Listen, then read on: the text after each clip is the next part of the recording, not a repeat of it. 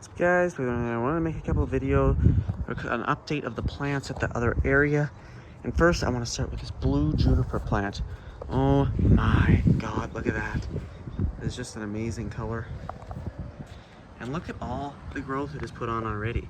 I'll make another update of this about before we prune it and while we're pruning it. But this thing grows most it's got one smaller growth shoot in the spring, but oddly it's got a big growth shoot from like August to September is when it really gets large.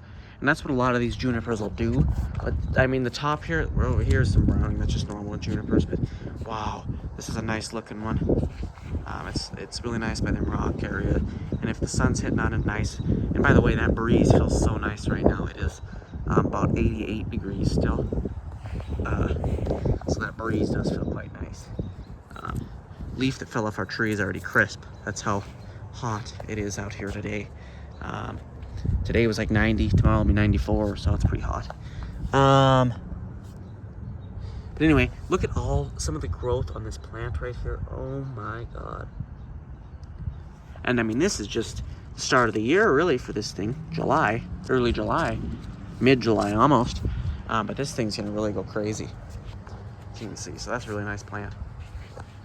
Gotta be gentle with pruning those. And the daylilies, they are looking quite well, so we'll go through a couple of those. Those are the daylilies in the first planter. Here, and over here mainly is where they're really starting this year.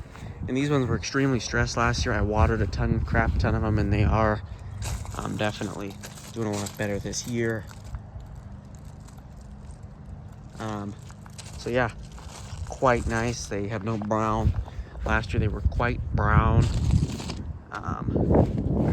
Because we pulled the old tree out, which you guys haven't seen, but we pulled the old dead tree out, and a lot of the roots wrapped around these, so it tore a lot of the plant roots out, and these were stressed last year. We got back from our trip, these things were almost brown, no blooms, and these are usually the most blooming ones, and here they come this year. Look at all the blooms that are, I thought it was a bug, that are already on this plant. Look at all those, and 90% of them haven't even bloomed yet. These things are doing amazing this year, and I haven't even watered them, so they fully recovered. Both the same ones that bloomed most and didn't really bloom much last year are back at it and ready to go. And the tree's probably doing a lot too. And speaking of the tree over here, look at some of the growth it's placed.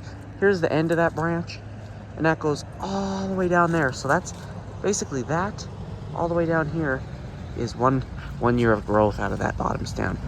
The wood on that has swollen so much, and that's just how you know it's doing good. I gotta spray these aphids off. They're on there, but they haven't been affecting it. There's not many, so I just can't keep spraying on those stupid flipping things. But anyway, these growths are huge. And this tree needs a lot of pruning work, so that's what I'm gonna do this winter, is prune while they're small a couple limbs, so we don't have to go prune them when they're huge and stress the tree. Let's just hope we can keep it surviving. Went to take the stake off, and the ground moves a little bit, so it looks like this.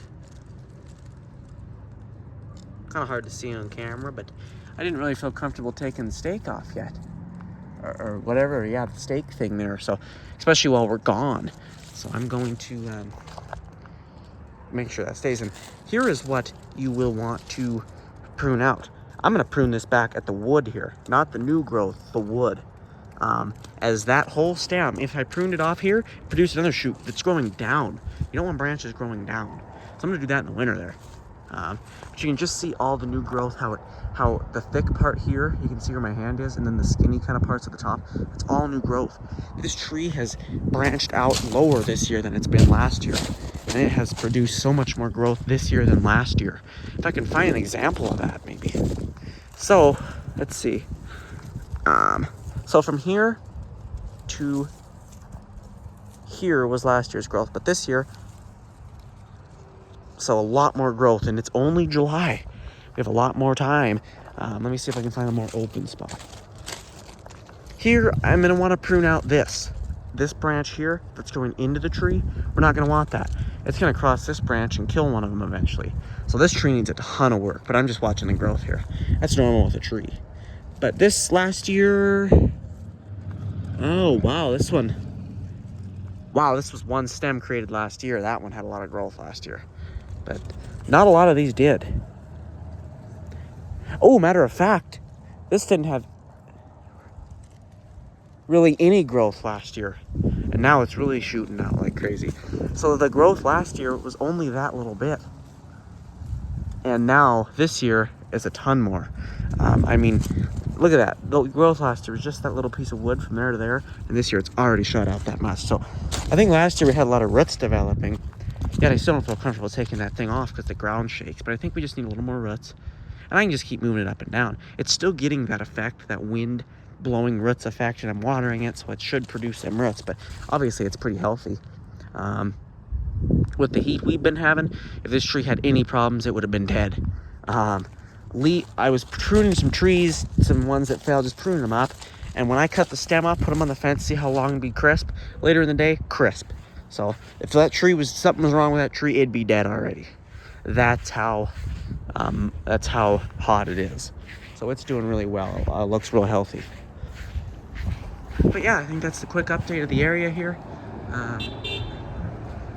Let's see here. Lots of growth on this daylily too.